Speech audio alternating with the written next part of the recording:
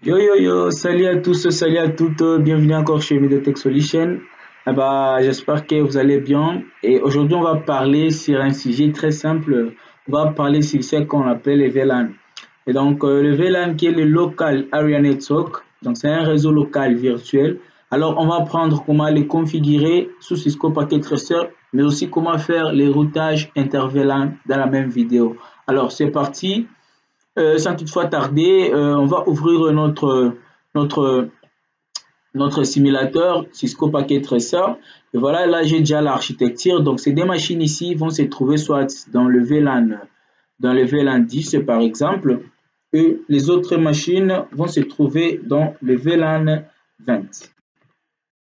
Voilà, là on a VLAN 10 et ici on doit avoir le VLAN 20. Et donc c'est parti pour la création de ces deux VLAN.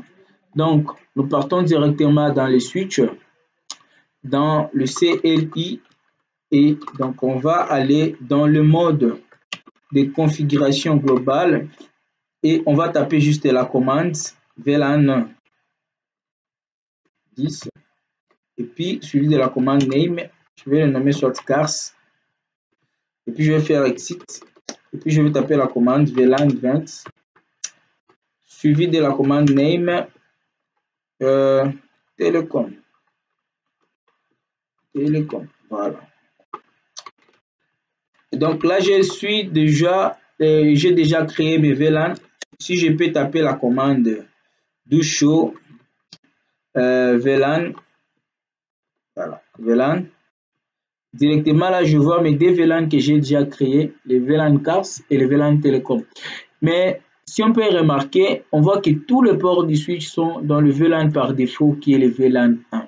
Alors, comment faire en sorte que maintenant nos machines ici puissent entrer dans les VLAN? Donc, on va le mettre, on va spécifier que ces deux ports ici seront dans le VLAN 10 et d'autres ports dans le VLAN 20. Alors, pour faire ça, c'est parti, c'est très simple. On va d'abord sélectionner l'interface. Donc, INTFA, si on veut sélectionner une interface, mais là, on a plus d'une interface, donc je vais sélectionner les tout. Je vais taper seulement la commande intrange fast ethernet 0 slash 1 par exemple à 5, voilà, que je vais mettre dans le VLAN dans le VLAN 10. Donc je vais taper sur la commande switch port mode access et puis switch port access VLAN 10. Et donc je vais sélectionner aussi le port intrange fast ethernet 0 slash par exemple 20 à 24, voilà, que je vais mettre aussi dans le VLAN 20. Donc je tape seulement la commande switch ports mode access et switch ports access VLAN 20. Voilà, et puis je vais faire un do write. Donc là, automatiquement, voilà, vous voyez même le port ont changé de couleur. Automatiquement, là, nous avons déjà les deux VLAN et ces deux machines ne peuvent pas communiquer dans ces réseaux. Alors, c'est pas tout. Donc là, on a déjà créé les VLAN. Maintenant, on va aller configurer les routeurs. On va taper non pour réviser le dialogue. Network conf-t. Voilà, donc on va sélectionner d'abord l'interface du routeur, c'est l'interface Fast Ethernet 0/0. On va le mettre en mode shutdown. Donc on va allumer d'abord l'interface physique que nous avons. Maintenant, on va donner à nos machines ici les adresses IP qui seront dans ce réseau. 192.68.0.0/24. Voilà. Et donc, on veut que nos machines ici puissent avoir les adresses IP et communiquer et que chaque VLAN puisse avoir son adresse IP. Donc, on va commencer. On va taper la commande int fast ethernet 0/0 qui est l'interface du routeur, et puis on va mettre point 10 pour montrer que là nous serons dans le VLAN 10. Et puis on va taper la commande IP adresse pour donner à cette interface ici une adresse IP 192.168.10. On fait sur les otages directement, point 1 et le masque de 3xD55.0.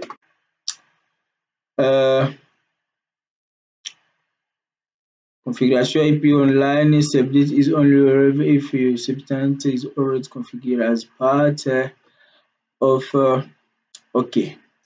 Donc on va suivre avec la commande encapsulation dot one key dot un key qu'on va mettre 10 là pour spécifier que nous sommes dans le VLAN 10.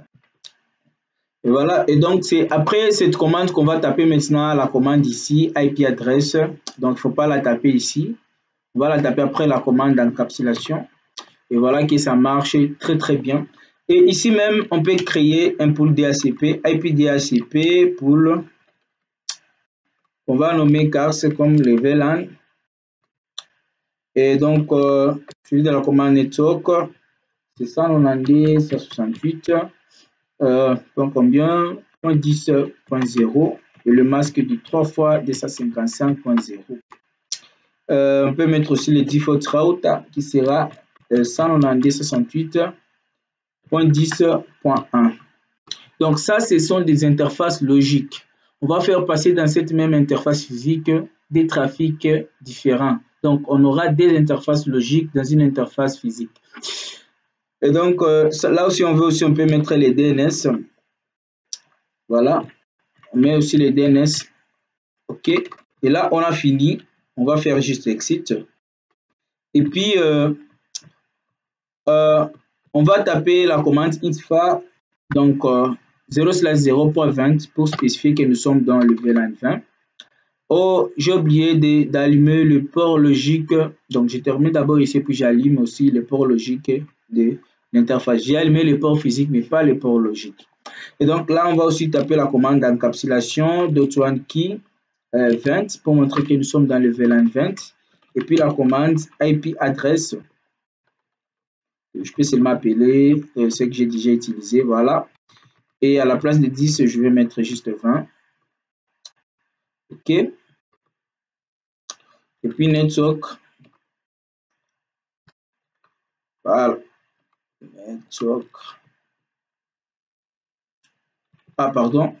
Plutôt, c'est IP DHCP pool. IP DHCP pool. Le pool, c'est GAS. C'est plutôt télécom, c'est ce qu'on a utilisé. Télécom. Voilà. Et puis suivi de la commande network 192.168.20.0 et le masque du 3 fois 255.0. Puis suivi de la commande default route, c'est 192.168.20.1. Suivi de la commande de DNS, c'est 8.8.8.8.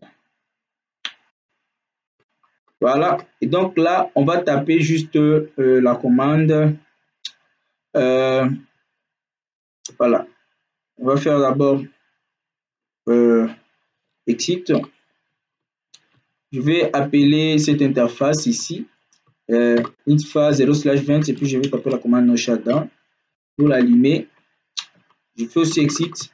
Je vais aussi appeler l'autre interface. Voilà, c'est point 10. Je vais aussi faire un no shutdown. Voilà, et puis je fais exit. Je fais un do write pour enregistrer le configuration. Et donc c'est fini avec le routeur. Alors nous allons dans le VLAN et dans le machine on va essayer d'activer les DHCP. Bien, donc on a APIPA Alors, pour pallier à ça, on retourne dans le switch. On va regarder ces ports ici. Donc, c'est les ports, c'est les gigabits Ethernet 0/1. Voilà.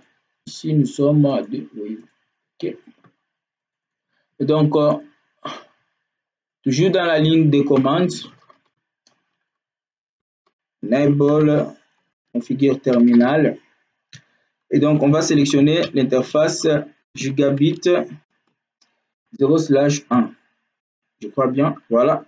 Puis, on va taper juste la commande de switch port mode trunk. Donc, on va trunker cette interface ici pour qu'elle soit capable de faire transiter plusieurs VLAN, parce que là, on a le trafic des 2 VLAN. C'est l'interface qui tend les switches vers les routeurs. Et puis, on va taper do write. Voilà. Et puis, on retourne, on va voir si nos machines ont eu les adresses IP. Comme par magie, vous voyez que nous avons déjà nos adresses IP qui sont déjà là. Et ces machines ici sont directement dans le VLAN 20. Alors, la seule commande qui va nous rassurer à faire le routage inter-VLAN, c'est la commande là d'encapsulation. Donc, comme on peut le voir, toutes les machines ont déjà eu les adresses IP CD, ACP, successful. Et ce sont des adresses IP qui ne sont pas du même réseau. Voilà. Ici, j'ai 192.68.20.3. Donc, je peux aller dans le vide des commandes, dans command prompt, et je vais lancer un ping vers la machine qui aura 192.68.10 cette fois-ci, .3. OK. Timeout, voilà que ça passe. Vous voyez, ça passe très très bien. Donc, on peut même tester avec les paquets et on va voir que ça passe automatiquement. Voilà. Et donc, on peut s'arrêter par là. Et c'est comme ça qu'on fait la configuration des VLAN ainsi que les routages inter-VLAN. Alors, c'est ici que va s'achever notre vidéo. Je vous dis merci à tous et à toutes, à tout celui qui a suivi cette vidéo. N'oubliez pas de partager si elle vous a plu, d'aimer aussi, de commenter. Et s'il y a des suggestions, n'hésitez pas à mettre ça dans le commentaire. Je dis et je vous remercie. Et je vous donne aussi rendez-vous aux prochaines vidéos. Merci.